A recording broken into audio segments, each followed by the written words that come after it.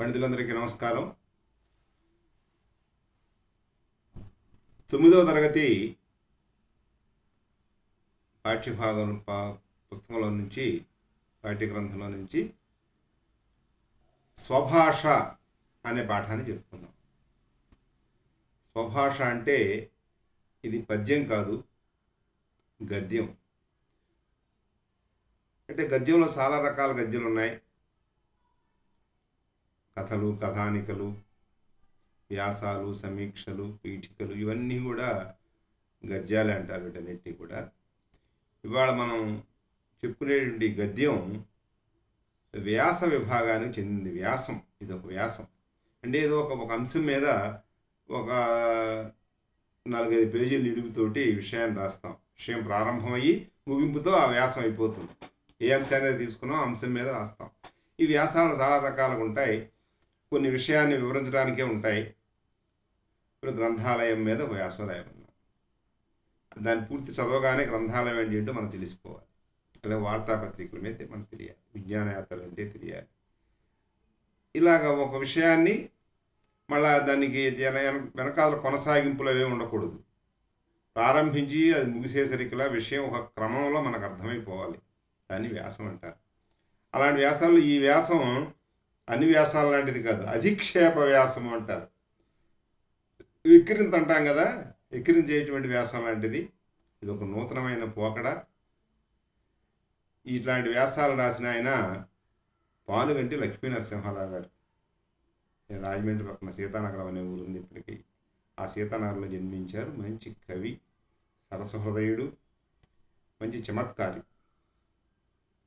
ఈయన సాక్షి అనే పేరుతోటి చాలా వ్యాసాలు రాశారు. అంటే ఇంతకుముందు ఇంగ్లాండ్లో అక్కడ రాట్లర్, తర్వాత స్పెక్టేటర్ లాంటి కొన్ని వ్యాసాలు ఇలాంటివి వచ్చేవి. మరి అలాంటివి చూసి ఈయన కూడా భారతదేశంలో, అంటే ఇతర దేశం పాశ్చాత్యుల యొక్క రాక వల్ల మనకి నష్టం జరిగింది, కానీ సాహిత్యపరంగా కొన్ని కొత్త పోకడలు మనకు అలవాటయ్యాయి. ఈ వ్యాసం అనేది అసలు అంతకుముందు మనకు తెలియదు. అలా కథానిక, కథ, గేయం లేదా వచన కవిత్వం ఇలాంటివి మనకు తెలియదు. నవల, నాటకం, సాంఘిక నాటకం ఇవన్నీ మనకు తెలియవు. ఇవన్నీ కూడా ఈ పాశ్చాత్యుల యొక్క సంసర్గం వల్ల వచ్చినటువంటి పోకళ్ళే. ఇవి కూడా బాగా జనం ఆదరించారు. బాగున్నాయి. బాగుంటే ఏదైనా ఆదరిస్తాం కదా మనం. మొదటి నుంచి మనం అసలు అలా విశాల హృదయం కలవాళ్ళం, మనం అన్నీ ఆదరిస్తాం. అలాంటి ఈ సాక్షి అనే వ్యాసాలని ఆయన పత్రికలో ప్రకటించేవారు. మంచి ఆ రోజుల్లో ఎప్పుడు పత్రిక వస్తుందా, ఎప్పుడు సాక్షి వ్యాసం చదువుదామా అని చూసేవారు. ఏమిటి అందులో విషయాలు ఏముండేవండి అంటే, సామాజికమైన అంశాలు తీసుకుని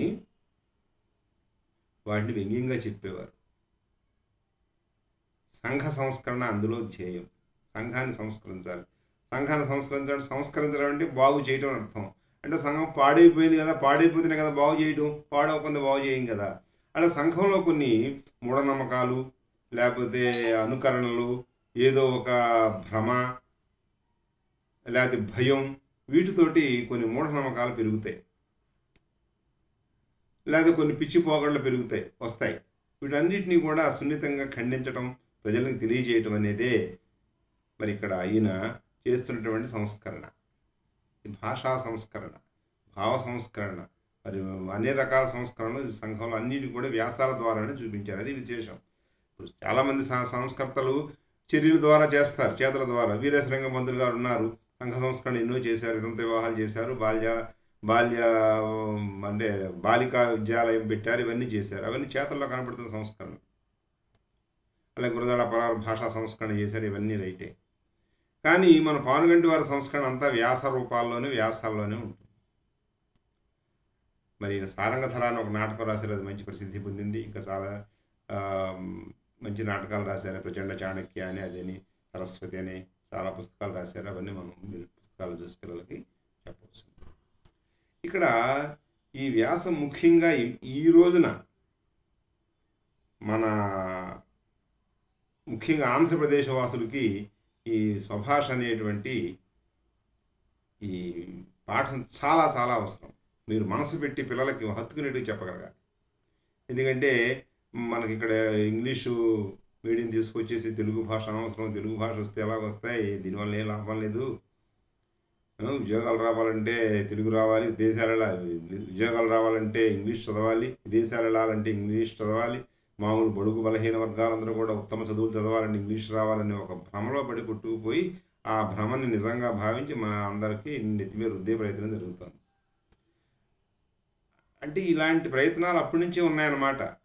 ఒక వ్యామోహం ఏముంది చెప్పు. ఇప్పుడు భగవంతుడు ఉన్నాడు అన్న రోజునే లేడనేటువంటి ఒక మతం కూడా ప్రారంభమైంది.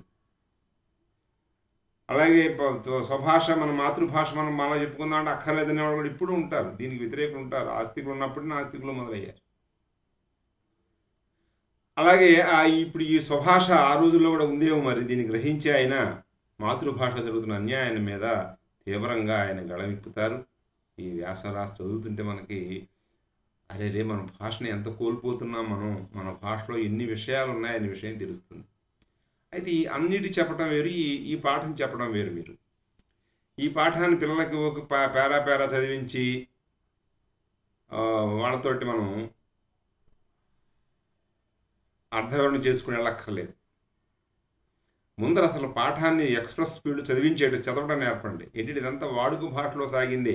ఎక్కడన్నా కొంచెం ఆ ఫ్లోలో, మరి ఆయన పండితుడు కాబట్టి ఫ్లోలో కొంచెం అక్కడక్కడ ఏదన్నా క్లిష్టమైన పదాల సమాసాలు వచ్చినా వాటిని వివరించవచ్చు, కానీ ముందు మాత్రం చదివించేయాలి. గద్యం కవీనాం నికషం వదంతి అంటారు. అసలు గద్యం రాసిన తర్వాతే ఆ కవి పట్టు ఏమిటో తెలుస్తుందట. సంస్కృతంలో భట్టవానుడు కానీ దండి కానీ వీళ్ళందరూ కూడా గద్యంలోనే రాశారు, పద్యాలు రాయలేదు వాళ్ళు. అలాగే తెలుగులో కూడా మొట్టమొదటిగా మన చెన్నై సూర్య గారు గద్యం రాశాడు. ఆ గద్యం రాసినప్పుడుగా పద్య గౌరవాన్ని తీసుకొచ్చాడు. ఆ గద్యం ఎలా రాశాడు ఆయన? పరిగెత్తించేశాడు అంతే. అదే గద్యం అనుకున్నాం. ఆ తర్వాత ఈ పాశ్చాత్యుల వీళ్ళ యొక్క సంపర్కం వల్ల మనకి గద్యం ఇలా కాదు, ఇలా కూడా రాయొచ్చని రకరకాలుగా వచ్చేసాయి. అలా వచ్చిన వాటిలో ఇది కూడా ఒక అధిక్షేపణ వ్యాసం. ఈ వ్యాసాన్ని పిల్లలతోటి బాగా చదివించండి. ముందు నేపథ్యం తెలియజేయండి. వాళ్ళు నేపథ్యం తెలియజేసినంత పుస్తకం చదవాలి. నేపథ్యం ఏమిటి? ఒక తెలుగు స్కూల్ ఉంది, హై స్కూలు పాఠశాల. వాళ్ళ పిల్లలు వార్షికోత్సవం జరుపుకుంటున్నారు. వార్షికోత్సవం జరుపుకునేటప్పుడు ఎవరో ఒక ముఖ్య అతిథిని పిలుస్తారు కదా. పిలిచి ఆ ముఖ్య అతిథి ఆ ఉపన్యాసం వింటారు. వాళ్ళు కూడా ఒక అతిథిని, పెద్ద లీడింగ్ లాయర్ని ఒక ఆయన్ని పిలిచారు, న్యాయవాదిని. ఆయన బాగా ఇంగ్లీష్ చదువుకున్నాడు, అన్నీ చేశాడు. ఆయన తీసుకొచ్చి ఆయన సభకు అధ్యక్షుడిని చేశారు. ఆ సభ ముఖ్య అతిథి ఆయన మాట్లాడాలి. పిల్లలందరూ కూర్చున్నారు. ఆ సభలోకి జంఘాల శాస్త్రి అని మనం సాక్షి వ్యాసాల్లో ప్రధాన భూమిక ఆయనే. ఎక్కడైనా ఖండిస్తూ ఉంటాడు. ఆయన సంస్కర్త అన్ని రకాలుగా. ఆయన కూడా కూర్చుని ఉంటాడు. కూర్చుంటే వెంటనే సభ మొదలైంది.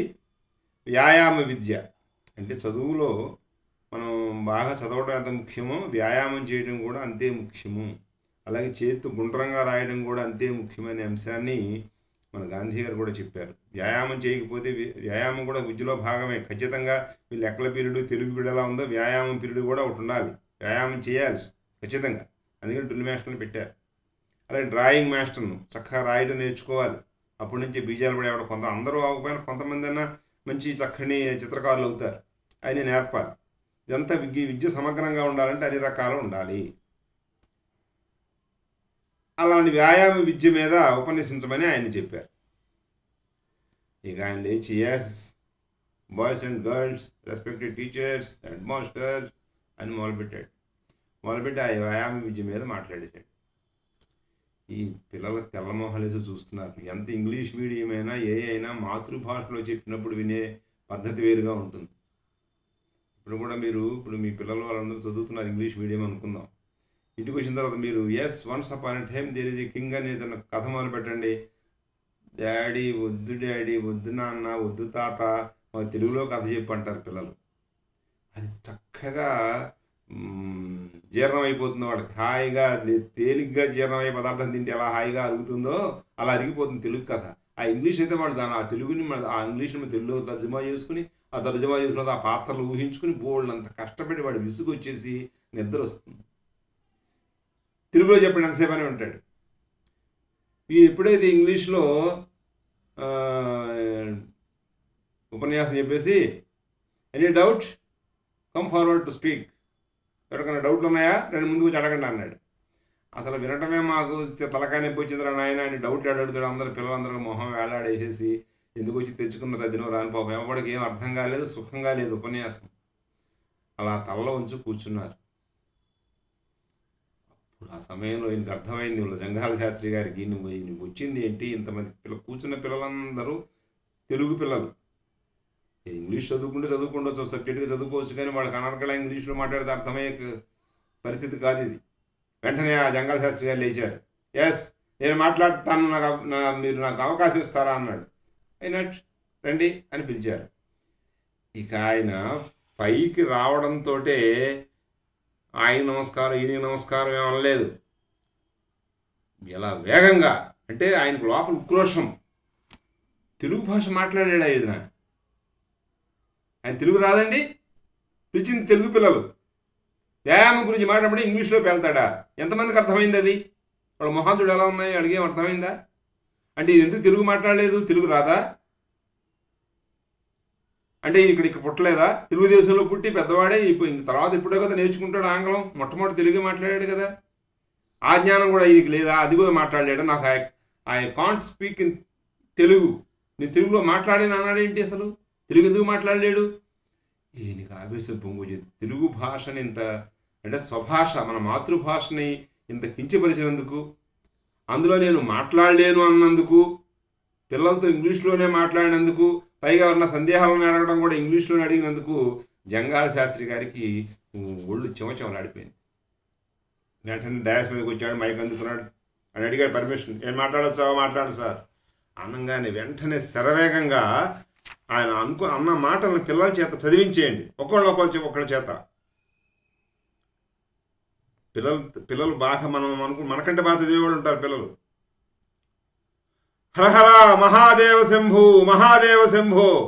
ఎంత మాట వినబడను నాయనలారా, మీరు కూడా వింటిని కాదా? నేను ఒక్కడే వింటినా, ఏదో విని మరి ఏదో అని భ్రమపడి తినా. నాయనలారా, అట్లే అగునెడలా అదృష్టవంతులము కదా. నేను ఒకడు మాత్రమే అదృష్టవంతుడనా? ఆంధ్రులందరూ అదృష్టవంతులే కదా. ఆంధ్రదేశం అంతయు అదృష్టవంతమైనదే కదా. ఆంధ్రదేశమును పుట్టి,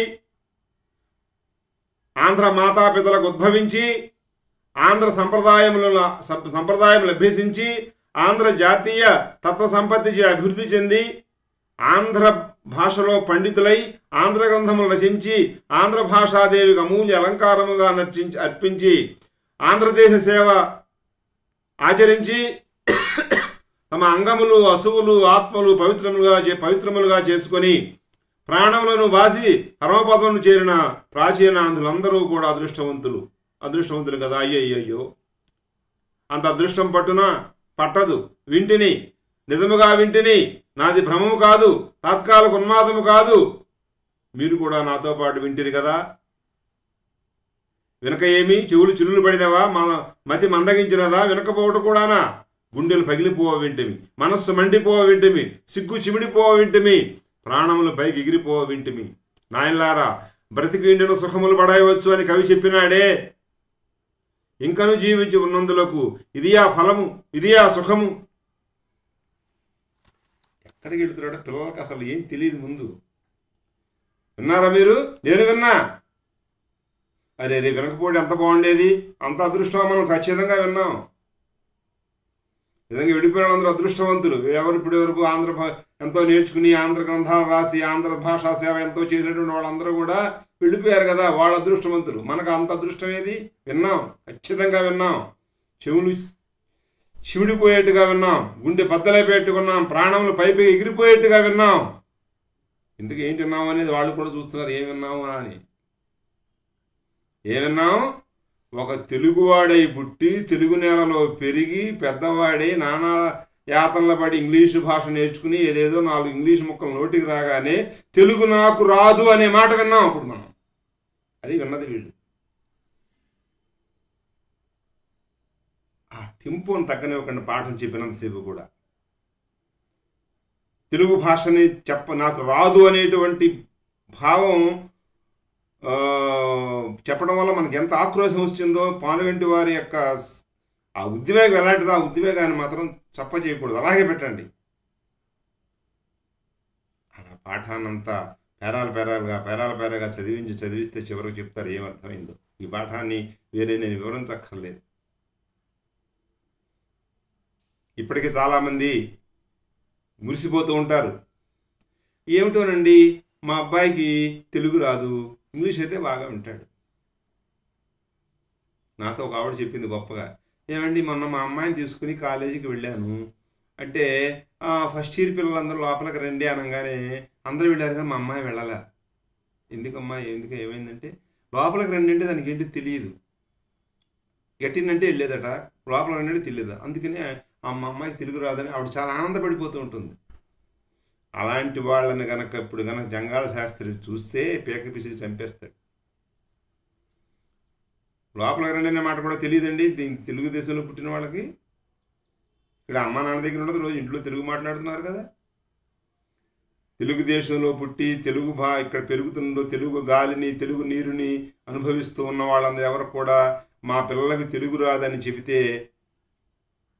జంగాల శాస్త్రిని పంపించారు అక్కడ. ఎంత అహంకారం అండి వీళ్ళకి, తెలుగు భాష రాదు అది గొప్ప, మళ్ళీ ప్రెస్టేజ్. మా అబ్బాయి తెలుగు రాదంటే గొప్ప. ఇలాంటి జాడ్యం ముందు కూడా ముదిరిపోతుందనే పానుగంటి లక్ష్మీనరసింహారావు గారు ఈ వ్యాసం రాశారనిపిస్తుంది. అధిక్షేపం లోపల అరే ఎంత మాట అన్నాడు. పిల్లల్ని చదివించండి, అద్భుతంగా చదువుతారు. అవసరమైతే 2-3 పేరాలు కంఠస్థం చేయించండి, భాష నోటికొస్తుంది వాళ్ళకి. ఇది అన్న సంస్కృత సమాసాలు కాదు, మామూలు మాటలతోటే విషయాన్ని ఎలా విరవాలి, ఎలా ప్రజెంట్ చేయాలో మనకి నచ్చిన అంశాన్ని అనేది ఇలాంటి వ్యాసాలను కంఠస్థం చేయబోతే పిల్లలకి ఎలా దొరుకుతుంది. ఇంతకుముందు కొంగా ఇండి అని ఒక పాఠం ఉండేది, 9th క్లాస్లోనూ 10th క్లాస్లోనూ. నమ్మండి, నేను అందరి చేత పిల్లల చేత దాన్ని కంఠస్థం ఏం చేశాను. బోర్డు వొకాబులరీ వస్తుంది. భద్రకావన ముందు సారోదంబను కాసారంభగలదు, అక్కడికి ఒక ముసలికొక్కిర వచ్చిన అయినమును నిమీలించి ఆహారము మాని దుష్కరమైన తపము చేయి దాని వలె ఒంటికాలతో నిలువంబడి ఉండెను. ఒక ఎండ్రి ఆ తిరగ చూసి కర్మ వెరగబడి డాయం పోయి ఇట్లనియే. ఇలా రోజుకు 4 లైన్లు చొప్పున రోజు మిగిలిన పాఠాలు దొరుకుతూ ఉండేవి. 4 లైన్లు చెప్పి, నాన్న రేపు ఇది అప్పచెప్పండి, నేనే 4 సార్లు వాడతా అనిపించి రేపటికి పాఠం అప్పచెప్పండి అని మా మిగిలిన పాఠాలు మిగిలిన వర్క్ చేసుకున్నాం. రోజుకు 10 నిమిషాలు కేటాయించేవాడిని దీనికి. వాళ్ళు 4 లైన్లు చెప్పేవారు. కొంతమంది 4 లైన్లు చెప్పలేకపోయారు అనుకోండి, ఆ తర్వాత రోజున 2 లైన్లే చెప్పేవాడిని. అప్పుడు ఈ 4, 6 లైన్లు చెప్పేవారు. ఆ తర్వాత 2 లైన్లు, ఆ తర్వాత అలా 70% పీపుల్, అంటే క్లాసులో మాకు 42 మంది ఉండేవారు, 30 మంది దాదాపుగా చెప్పారు. అప్పచెప్పేశారు పాఠాన్ని, మొదలు పెట్టేసి నిజేచ్ఛంజనీయ అని చివరకు ఉంటుంది, అంతవరకు చెప్పేశారు. మనం అంతేగాని ఒకసారి పాఠం అంతా మన వాళ్ళకి భయంకరంగా చదివి అప్పచెప్పంటారంటే ఎవరు అప్పచెప్పలేరు. కొంచెంగా ఇలాంటి పాఠాలు ముఖ్యంగా అప్పచెప్తే వాళ్ళకి జీర్ణించుకోవాల్సిన అవసరం ఉంది. తెలుగు భాష గురించి అనర్గళంగా మాట్లాడాలి, తెలుగు భాష గొప్పతనం తెలియాలి అంటే పిల్లలకి దీన్ని కొంతన్నా కంఠస్థం చేయించాలి. ఇదే నేను కోరుకునే పండితులందరినీ కూడా. స్వభాష అనే పాఠం అంత బాగా రాశాడు ఆయన సాక్షి వ్యాసాల్లో. సాక్షి అంతా వ్యాసాలు చాలా ఉంటాయి, అధిక్షేప వ్యాసాలు. ఆ వ్యాసాల్లో ఈ భాష మీద, తెలుగు భాష రాదు, నేను తెలుగు మాట్లాడలేను అన్న తెలుగువాడిని ఎలా అధిక్షేపించాలో ఈ జంగాల శాస్త్రి రూపంలో పానుగంటి లక్ష్మీనరసింహారావు గారు అధిక్షేపించారు. మరి దీన్ని ఇక్కడ కవి గురించి చెప్పి, ఆ కవి పాఠాలు చెప్పి, నేపథ్యం చెప్పి, పాఠంలోకి చర్రని పాఠాన్ని చదివించాలి. ఇదంతా కూడా ఈ వ్యాసాలు చెప్పడం ఉత్తమ పురుష కథనం అంటారు దీన్ని. అంటే మేము అని ఆయన చెబుతూ ఉంటాడు. ఉత్తమ పురుష కథనం నేను చెప్తున్నాను వినండి, ఎవడేమని ఆయన చెప్తున్నట్టుగా ఉంటుంది కదా. అంటే నేను చెబితే ఉత్తమ పురుషులు చెప్పినట్టు. అనగనగా అయోధ్య నగరం కలదో అందులో దశరథ రాజు పరిపాలించుచుండెను, అదంతా కూడా ప్రథమ పురుష కథనం అంటారు. అంటే సాధారణంగా వ్యాసాలు ఏవన్నీ కూడా 2 రకాలు ఉంటాయి, ఒకటి ఉత్తమ పురుష కథనం కానీ ప్రథమ పురుష కథనం కానీ. ఇది ఉత్తమ పురుష కథనంలో ఉంది. ఈ ఉత్తమ పురుష కథనంలో ఉందంటే మనకి ఇప్పుడు ఇది ఒక గ్రంథ వ్యాకరణం వచ్చేసింది కదా, కొత్త వ్యాకరణాన్ని సృష్టించారు ఈ మధ్యనే. ప్రత్యక్ష కథనము, పరోక్ష కథనము, కర్తరి వాక్యము, కర్మణి వాక్యము, తర్వాత రకరకాల వాక్యము, సంశ్లిష్ట వాక్యాలు, ఇవన్నీ కూడా. అంటే నా ఉద్దేశం ఏమిటంటే, అసలు ఇలాంటి వాటి మనం మన భాషలో వాళ్ళకి ఇంగ్లీష్లో భాష నేర్చుకునే వాళ్ళు ఇంగ్లీష్లో ఈ మాటలు చెప్పరేమో అనిపిస్తుంది నాకు. మనం కొత్తగా ఇంగ్లీష్ నేర్చుకుంటున్నాం కాబట్టి డైరెక్ట్ స్పీచ్, ఇండైరెక్ట్ స్పీచ్, యాసివ్ వాయిస్, పాసివ్ వాయిస్ ఇలా చెప్తున్నారు మనకి. కానీ నిజంగా ఇంగ్లీష్ మాట్లాడే వాళ్ళకి ఈ వాక్యాలు అక్కర్లా, ఎందుకంటే వాళ్ళు రెగ్యులర్గా ఉపయోగిస్తూనే ఉంటారు. రవికి బడికి వెళ్ళాడు, పాఠాలు చదివాడు. రవి బడికి వెళ్ళి పాఠాలు చదివాడు. అది మనం వేరే ఇక్కడ ఈ సమాపక్రియని అసమాపక్రియ చేయవలను. ఒక వాక్యమునందు అనేక అసమాపక్రియలు, ఒక సమాపక్రియ ఉన్నచో అది సంశ్లిష్ట వాక్యమగును. ఇదే మనం చెప్పక్కర్లా. కానీ మరి పిల్లలకి చెప్పాలి కదా పాఠాలు అన్నవాడు ఏడు అడుగుతాడు. ఇప్పుడు మనకి ఇప్పుడు తెలుగు నేర్చుకునే పిల్లలకు కూడా తెలుగు భాష కూడా పరాయ భాషలాగా నేర్పవలసి వస్తుంది. ఎందుకంటే వాడికి చిన్న కథలు నేర్చుకుని కానీ, లేకపోతే తెలుగు భాషలో ఉన్నటువంటి మర్మాలని తెలుసుకుని కానీ బడికి రావటం లేదు. అన్నీ మనమే చెప్పాలి. అలా తెలుసుకునే పరిస్థితి ఇంటి దగ్గర లేదు. ఒకప్పుడు నా తాత బామ్మ వీళ్ళందరూ ఉండి తెలుగు వాతావరణం ఉండేది. ఎవరన్నా ఇంటికి చుట్టాలు వచ్చినా సరే, ఏం చదువుతున్నావు, 2వ క్లాసు, 2 పద్యాలు చెప్పు అంటే పద్యాలు చెప్పాలి, లేదా కథ చెప్పాలి.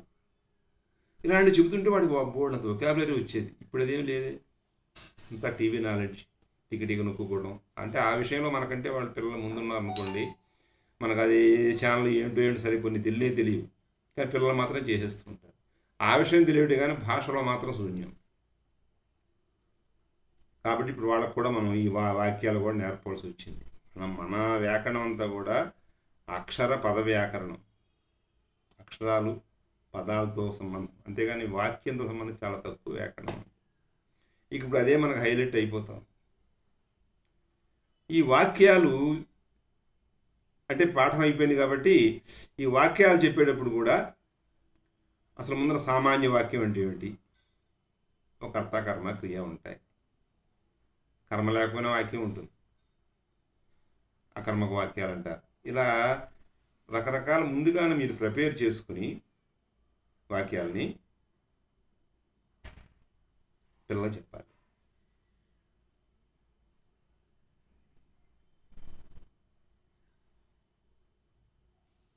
ముందు సామాన్య వాక్యం చెప్తాం, జనరల్గా చెప్పండి, తర్వాత అకర్మ కర్మ సకర్మ తర్వాత చూసుకుందాం. ఒక కర్త కర్మ క్రియ ఉంటాయి. రవి బడికి వెళ్ళాను, అదే ఉదాహరణ పట్టుకోండి, అన్ని దాంతోనే వాక్యాలన్నీ తయారు చేయించండి, వాడికి ఈజీ అవుతుంది. సామాన్య వాక్యం, రవి పాఠములను చదివాను, అది సామాన్య వాక్యం. ఒకే క్రియ ఉంటుంది, సమాపక క్రియ. సామాన్య వాక్యం గుర్తుపెట్టుకోండి. క్రియ లేకపోతే అది అవదు. అంటే రవి బడికి వెళ్ళాను ఒక సమాపక క్రియతో వాక్యం అయింది. రవి పాఠములను చదివాను, సమాపక క్రియతో వాక్యం అయింది. అలా కాకుండా ఈ 2 వాక్యాలు రవికి సంబంధించినవే కదా, ఈ 2 వాక్యాలని ఏకవాక్యంగా సంశ్లిష్ట వాక్యంలో రాయండి అంటాడు. సంశ్లిష్ట వాక్యం రాయమంటే మొదటి వాక్యంలో ఉన్నటువంటి క్రియని, అది సమాపక క్రియ ఉంటుంది, దాన్ని అసమాపక క్రియ చేస్తే అది సంశ్లిష్ట వాక్యం. అంటే రవి బడికి వెళ్ళి పాఠములను చదివాడు, అది సంశ్లిష్ట వాక్యం. ఇంకోటి కూడా, ఇది దాన్ని ఏమంటారు, త్వార్థమైనటువంటి వాక్యం, త్వార్థమైన క్రియ అంటే అసమాపక క్రియ, భూతకాల అసమాపక క్రియ, అది సంశ్లిష్ట వాక్యమే. ఒక వర్తమాన కాల అసమాపక క్రియ రాసిన అది సంశ్లిష్ట వాక్యం. ఎలాగా, రవి బడికి వెళుతూ పాఠములను వల్లించెను. రవి బడికి వెళ్ళాను, పాఠములను వల్లించను అన్నాం. వెళుతూ కూడా చదవమని కంఠసమ పద్యం వచ్చిందా వాళ్ళది లెక్క పెట్టుకుంటూ వెళ్తుంటారు. బడికి వెళుతూ, అది వర్తమాన అసమాపక క్రియ.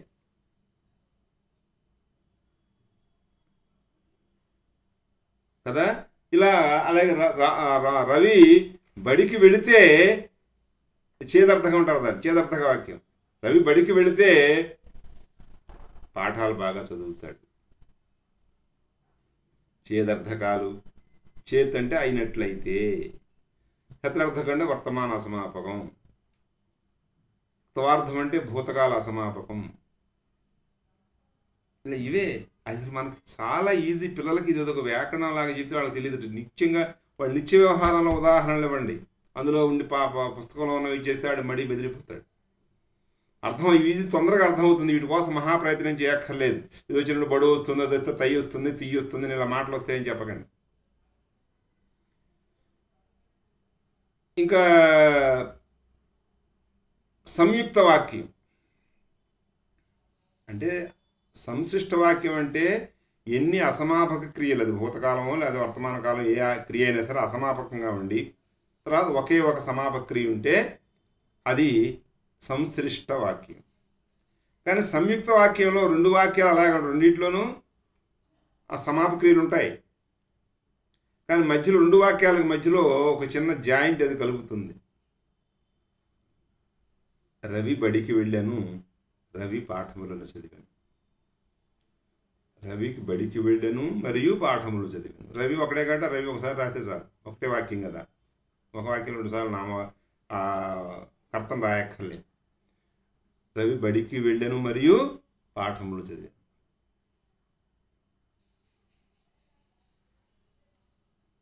రవి బడికి వెళ్ళాను, ఉపాధ్యాయుడు రాలేదు. రవి బడిలో ఉపాధ్యాయుడు రాడు. రవి బడికి వెళ్ళాను కానీ ఆయన అక్కడ రాలేదు. ఈ కానీ, మరియు, కాబట్టి, అయితే ఇలాంటివి పెడతామే, ఇలాంటి అంటించి ఆ వాక్యాన్ని రాస్తే అది సంయుక్త వాక్యం అవుతుంది. ఒకటే గుర్తుపెట్టుకోండి, అర్థం మారిపోకూడదు. ఒకసారి నేను పిల్లల్ని ఈ కర్తరికర్మణ వాక్యాలు రాయిద్దామని చెబుతూ రాముడు కుక్కను కొట్టెను, కుక్క ముందు పెట్టి అర్థం మారకుండా చెప్పండి అన్నాను పిల్లల్ని. ఒకళ్ళు లేచి కుక్క రాముని చే కొట్టించుకొనిను అన్నాడు. వాడికి తెలిసిన భాష అదే. కొంచెం ఇక్కడ జాగ్రత్తగా అలాంటి అశ్లీల అర్థాలు కానీ లేకపోతే విపరీత అర్థం వచ్చేట్టుగా వాక్యం తయారవ్వకూడదు. ఏ వాక్యం అయినా సరే దాని కర్తర్థకంలో మార్చినా కర్మనిర్థకంలో మార్చినా దాని విషయం అర్థం మాత్రం మాడకూడదు. రాముడికి ఒక ఎప్పుడు చూసినా ఏ ఉదాహరణ చూసినా రాముడు రాముడు రాముడు. మనకు భగవంతుడు ఆ శ్రీరామచంద్రుడు అంతగా మనలో ఐక్యమైపోయాడు. ఒక వ్యాకరణ ఉదాహరణ చెప్పాలన్నా ఆయనే, ఏదైనా మంచి ఏం చెప్పాలన్నా సరే రాముడితో మొదలు పెడతాం, శ్రీరామ రాస్తాం, రాముడు. మహానుభావుడి యొక్క పేరు అంతగా మనం ఎలా ఉచ్చరించినా రామనామం గొప్పదే. అందుకని ఇప్పుడు కూడా రాముడితోనే పెట్టండి. పోనీ రాముడు కుక్కను కొట్టండి, రాముడు కుక్కను కొట్టడం ఎందుకండి, అంత అవసరం ఏంటండి? ఇదో లేనిపోయిన పిచ్చి ప్రశ్న లేకండి. రాముడు మనలో కలిసిపోయాడు, మనవాడే, మన స్నేహితుడు, మన తండ్రి, మన బాబాయ్, మన అన్నయ్య, మన తమ్ముడు, అన్నీ రాముడే మనకి. ఇప్పుడు వాల్మీకి రామాయణమును అదైపోయింది కదా. కర్తృవాక్యం కర్మవాక్యం చెప్తున్నాను. ఇప్పుడు ఇందాక సామాన్య వాక్యం, సంశ్లిష్ట వాక్యం, సంయుక్త వాక్యం, శతార్థక వాక్యం, చేదర్థక వాక్యం, తుమున్నర్థ తుమున్నర్థక వాక్యాలు ఉన్నాయి కొన్ని.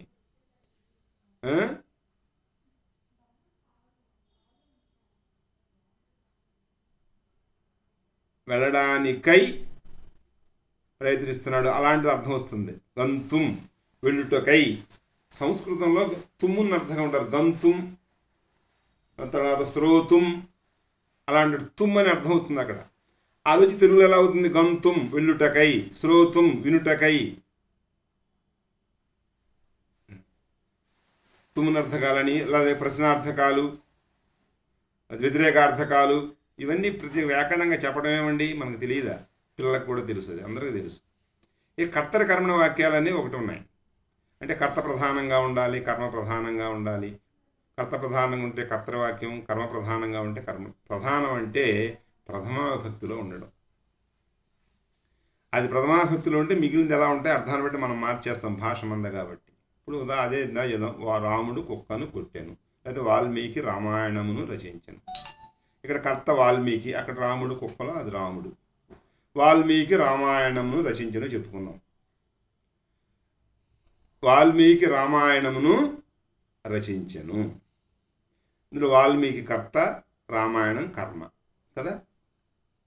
ఇప్పుడు కర్మని వాక్యం రాయాలంటే కర్మ ప్రథమాభక్తిలో ఉండాలి. కర్మపదం ఇప్పుడు కర్త ప్రథమాభక్తిలో, రాముడు అనేది ప్రథమాభక్తిలో ఉంది కాబట్టి అది కర్తవాక్యం. అంటే స్థూలంగా చెప్తున్నాను, ఇంకా లోపుకి వెళ్లకుండా. నేను మీ పిల్లకి అర్థమయ్యేది చెప్పాలంటే ఇది కర్త ప్రథమాభక్తిలో ఉంటే అది కర్తవాక్యం అవుతుంది, కర్మ ప్రథమాభక్తిలో ఉంటే కర్మని వాక్యం అవుతుంది. మిగిలిన వాక్యం ఉంది అర్థం సరిపోవాలి. రాముడు అనేది ప్రథమాభక్తి, కుక్కను కొట్టెను. ఇప్పుడు ద్వితీయ విభక్తి వస్తుంది దానికి. కర్మకి ఇప్పుడు ద్వితీయ విభక్తి వస్తుంది కర్తవాక్యంలో. కర్తవాక్యంలో కర్మకు ద్వితీయ, కర్మమున ద్వితీయ ఎగు అన్నాడు చెన్నైశ్వరి. అంటే రాముడు కుక్కను కొట్టాను. ఇప్పుడు కర్మేది కుక్క.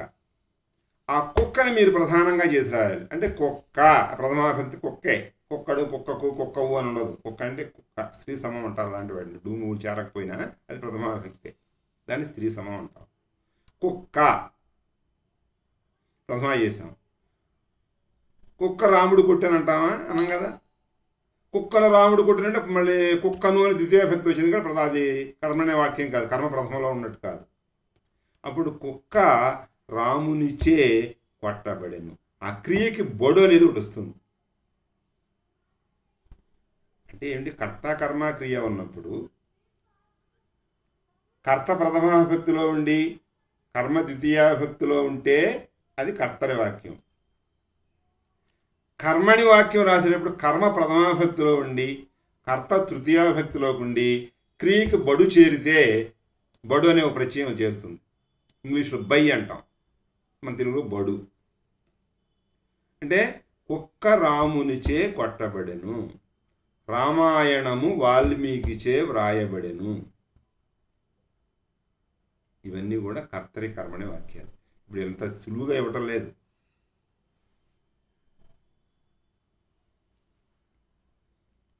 వీటిని రచించి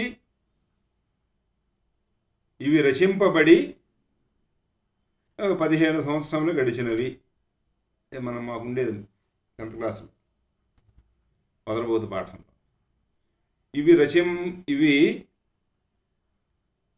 రచింపబడి 15 సంవత్సరములు గడిచినవి. బడి ఎక్కడుందో పట్టుకుందాం. బడి ఉందంటే అది క్రియ.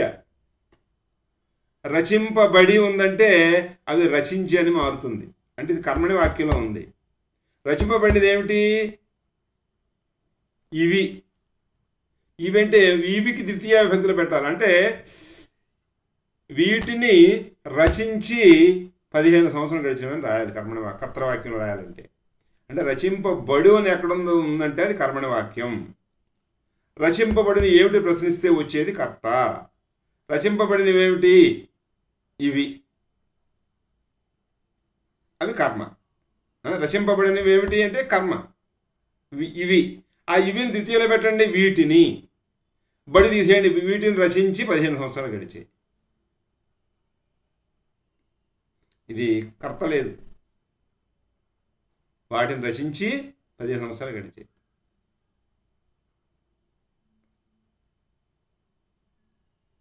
దాన్ని కర్త పెట్టుకోవాలి. ఏమన్నా ఇప్పుడు ఎవడో భాసుడు వీటిని రచించి 15 సంవత్సరాలు గడిచినవి. అలా వీటిని అనేది కర్మ. బడు ఉంది కాబట్టి బడుని ప్రశ్నిస్తే వచ్చేది కర్మ. ఇప్పుడు ఉదాహరణ ఎలా చూడండి అంటే ఈ చిన్న చిన్న వాక్యాలు ఇస్తారు, పెద్ద వాక్యాలు ఇచ్చిన పిల్లలకు అర్థమయ్యేట్టుగా వాల్మీకి రామాయణము వాల్మీకిచే రచింపబడెను. ఆ బడును ప్రశ్నించండి, వచ్చిన సమాధానమే కర్మ. రచింపబడింది ఏంటి? రామాయణం. అది ప్రథమలో ఉంటుంది. రామాయణము వాల్మీకిచే రచింపబడెను. ఎవరని ప్రశ్నిస్తే వచ్చేది కర్త. ఎవరంటే వాల్మీకి.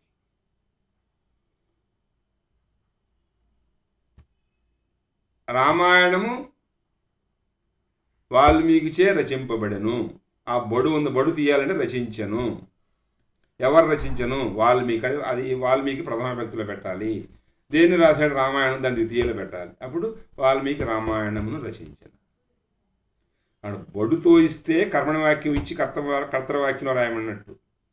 బడు లేకపోతే అది కర్తృవాక్యంగా ఉండడం గుర్తుపెట్టుకోండి.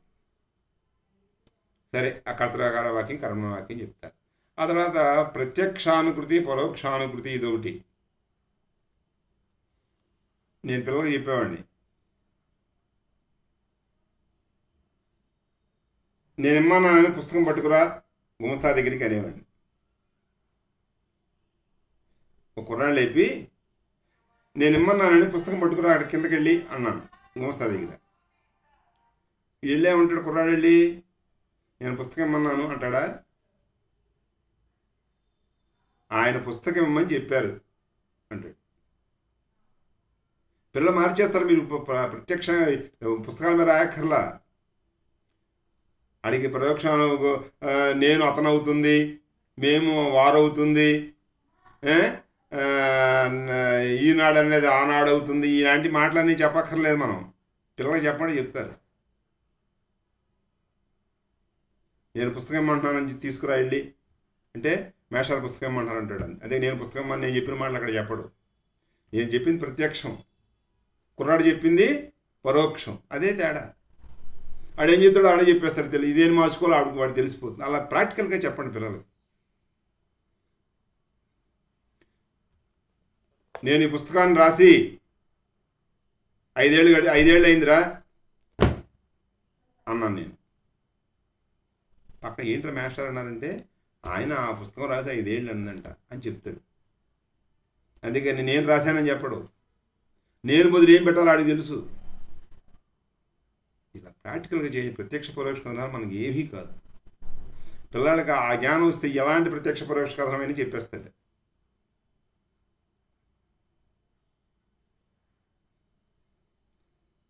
నేను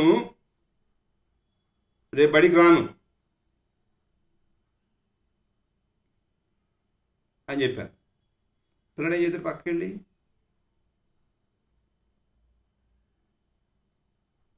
వాళ్ళ రేపు చెప్పాలనుకునేదే మాట. ఆయన ఇవాళ బడికి రానని చెప్పారు, నిన్న బడికి రానని చెప్పారు. ఇవాళంటే ఎప్పుడు చెప్పాడో అది నిన్న ఇవాళ రేపు చూస్తాడు, చెప్పేస్తాడు. వాడే చెప్పేస్తాడు.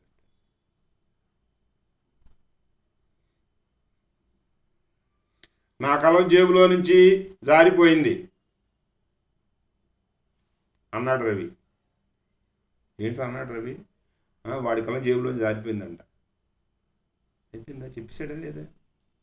ప్రత్యక్ష పరోక్ష కథనాలు మనం ఈజీగా చెప్పేస్తాం. వాటి ప్రతి దాని గ్రంథం అక్కర్లేదు, వాళ్ళు విస్తరించక్కర్లేదు. కాబట్టి ప్రత్యక్ష పరోక్ష కథనాలు కానీ కర్మణ వాక్యాలు కానీ ఇవన్నీ మీరు ఎందుకు ప్రిపేర్ చేసుకోండి. ఒకే వాక్యంతో పిల్లలకి హాయిగా చెప్పండి. అందులో ఉన్న చెప్పాలంటే అదేదో పెద్ద మహాగ్రంథంగా పిల్లలు ఫీల్ అయిపోతూ ఉంటారు. ఆ కింద ఈ పాఠానకాలు చూశాను ప్రత్యక్ష పరోక్ష కథనాలు అనేది ఏదని. అలాగే అసలు ఏదైనా ఒక వ్యాసం రాయడం అనేది ఈ పాఠం పూర్తి చేసరికి వాళ్ళకి తెలియాలి. వ్యాసం ఎలా రాయాలి? వ్యాసం అంటే చెప్పాం కదా, వ్యాసం ఏదో అనుకున్న దాని గురించి సమగ్రంగా తెలిసిపోవాలి దాని గురించి అంతే. అంటే మొట్టమొదటి ఉపోద్ఘాతం అంటాం. అంటే కొన్ని నిర్వచనం, వార్తాపత్రికలు, గ్రంథాలు లాంటి వాటికి నిర్వచనం చెప్తాం. అలా కాదు, ఇంకేదన్నా చెప్తాం. వర్తమాన భారతదేశం గురించి రాయమంటాం. అక్కడ నిర్వచనం, భారతదేశం నిర్వచనం చెప్పక్కర్లా. అప్పుడు అక్కడ ఉపోద్ఘాతం ఉంటుంది. అంటే భారతదేశం ఒకప్పుడు ఎలా ఉండేది, ఇప్పుడు రాను రాను దీని పరిస్థితి ఎలా మారుతోంది, ఆ ప్లాట్ఫామ్ మీద తీసుకురావడం కోసం రాస్తాడు ఒక మొట్టమొదటి పేర. భారతదేశం ప్రస్తుత పరిస్థితి